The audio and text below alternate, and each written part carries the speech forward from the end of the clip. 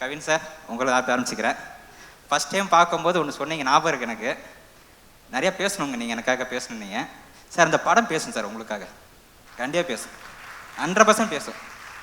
திட்டத்தட்ட வந்து நான் ஏன் சொல்கிறேன்னா, நான் திட்டத்தட்ட வந்து சினிமாவில் நிறைய பேருக்கு கதை கேட்டேன்னா எங்கேயோ ஃபார்வர்ட் பண்ணிகிட்ருப்பேன், ஏதோ ஒரு இடத்துல ஃபார்வர்ட் பண்ணிட்டுருப்பேன்.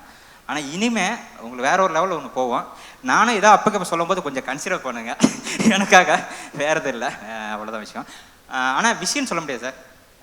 திட்டத்தட்ட வந்து ஒரு ஹீரோ வந்து நம்ம ஃப்ரேமில் பார்க்கும்போது யாராவது ஒரு ஹீரோ ரிசம்பிள் எடுத்து தான் பண்ணுவாங்க.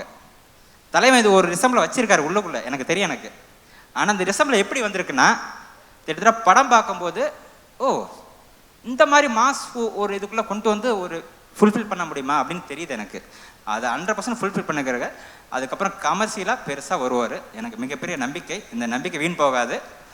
நன்றி.